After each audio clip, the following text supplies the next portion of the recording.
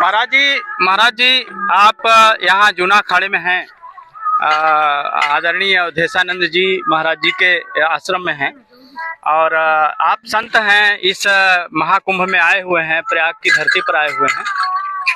तो बताएं क्या मनुष्यों के लिए क्या इस भेष में आप संदेश देना चाहते हैं? शंकर भगवान का रूप आपने क्यों धरा, लोगों के लिए क्या संदेश है? ये जो मेकअप लगा हुआ है, हाँ, इसलिए आप शंकर भगवान बोल रहे हैं। हाँ। और जब ये हमारे जूना अखाड़े की भस्म को हम धारण करेंगे तब ये कोई नहीं कहेगा कि ये तुमने शंकर जी का रूप धारण किया हुआ है, क्योंकि जूना अखाड़े के जितने संत हैं, नागा सन्यासी, सब शिव के ही स्वरूप दर्शन होते हैं वहाँ पर। और तो है तो बहुत प्रकार के, पर कुछ ऐसी सिद्ध मूर्तियाँ हैं जो शिव के ही स्वरूप में दर्शन देते हैं। भस्मी कोई श्रृंगार नहीं है, भस्म ही हमारा भस्म पर नहीं है, घूम रहा हूँ इसलिए श्रृंगार पर हूँ।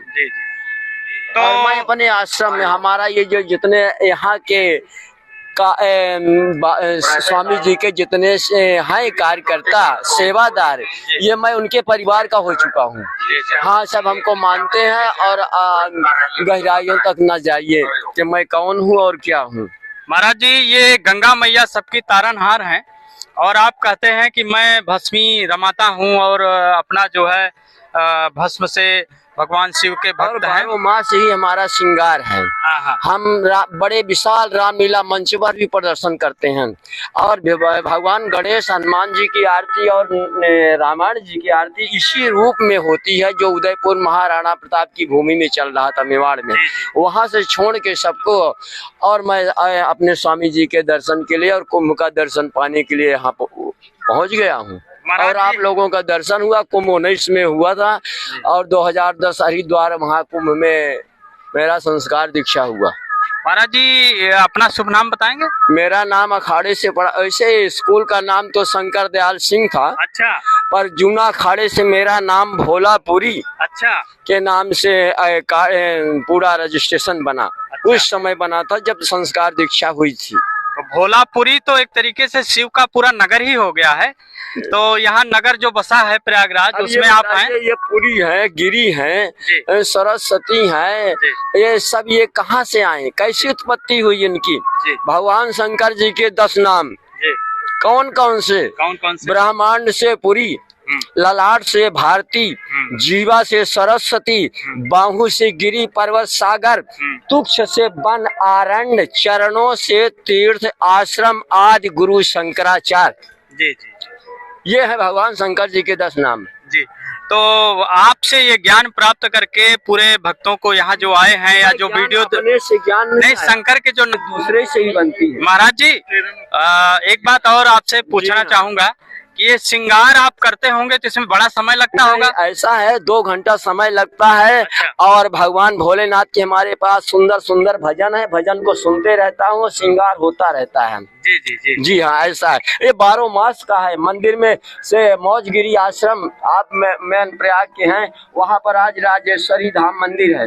मैं मंदिर की सेवा में रहता हूँ, सुबह शाम। इस समय मैं आजाद हूँ कुंभ में, वहाँ से छोड़ के यहाँ। महाराज जी, आप रीवा से जुड़े हैं? जी हाँ, हमारी रामगढ़ से। हाँ, रणगढ़। आप कैसे पहचान गए? हमारी जन्मभूमि 100 किलोमीटर रीवा है। तो मेरा हमारा गांव अकौरी है। संस्कार दीक्षा जब हो जाता है, पिंडदान हो जाता है, तो वो अपने कोई नहीं थे। वहाँ साधु को गांव में जाने से ही अपमान है। हम तो संसार में विचरण करते हैं, केदारनाथ, बद्री नारायण गर्मी में पहुंच जाता हूँ, यहाँ छोड़ के वहाँ पहुंच जाता है। और त्रिवेणी आरती, संगम महाआरती, वहाँ पर मैं उनका सदस्य हूँ। शाम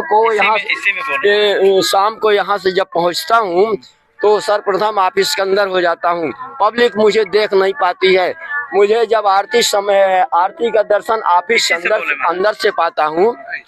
और आरती के बाद जो शिवलिंग का ऊंचा चबूतरा है, उसके बगल वाला जो चबूतरा है, उसके ऊपर हो जाता हूँ। सारे सबके मोबाइल चालू हो जाते हैं। वहाँ तो बड़ी बड़ी मशीनें हैं, वहाँ शोभा बनती है, सब प्रसन्न रहते हैं। संसार प्रसन्न है तो हम प्रसन्न हैं, हम बालक प्रसन्न है, सारा से अरे खुशहाली तो होती है। जैसे पौधे को पानी डाल दिया जाए मुरझाए को तो ताजा हरा हो जाता है, ऐसे हम प्रसन्न रहते हैं। शरीर में ऐसी उत्तेजना रहती है, शरीर बिल्कुल हल्का रहता है।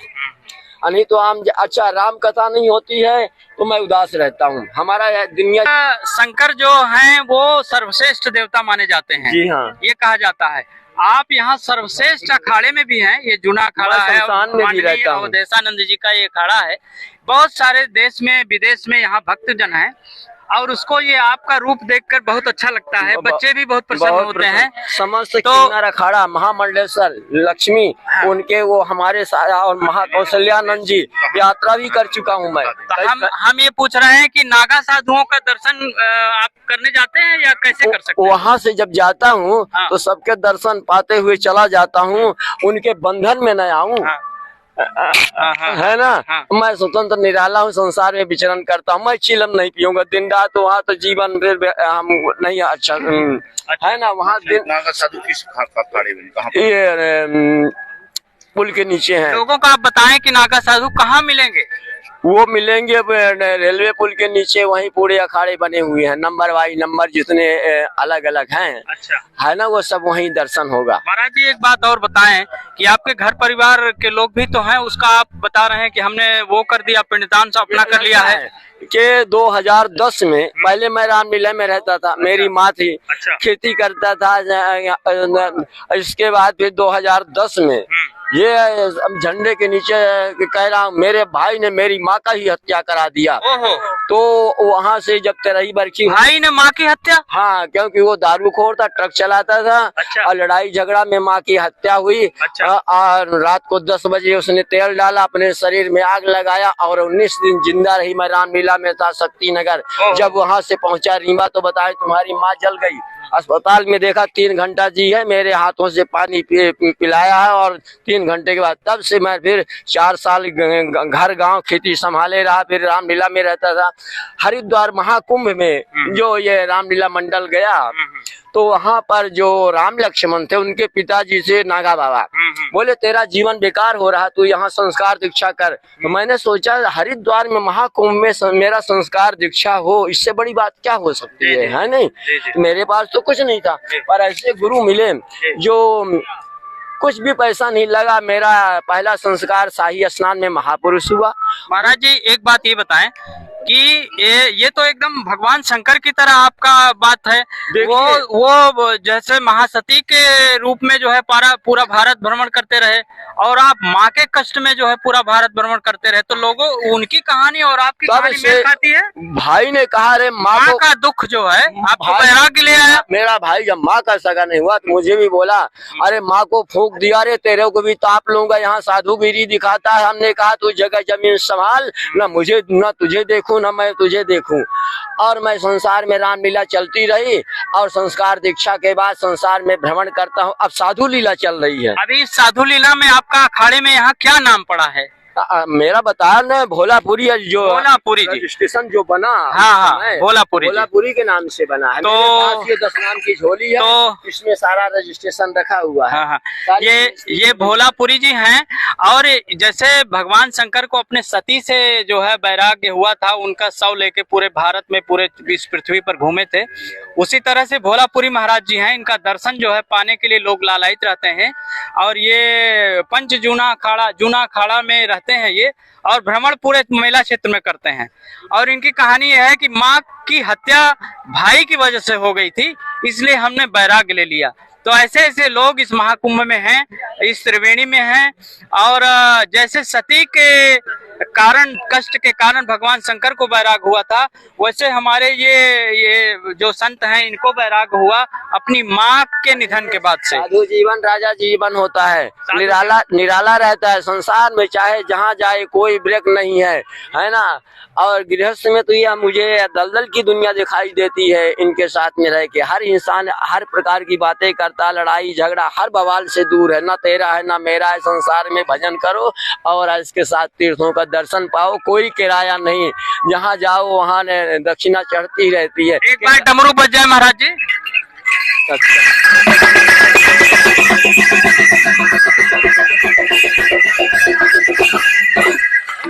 जय हो जय हो जय हो भोलेनाथ की। ये देखिए भगवान का दर्शन। और तमाम भक्तजन इनका दर्शन करने के लिए यहाँ इकट्ठा हैं। और ये जूना अखाड़ा है, अवधेशानंद गिरी जी महाराज जी यहाँ निवास करते हैं। और ये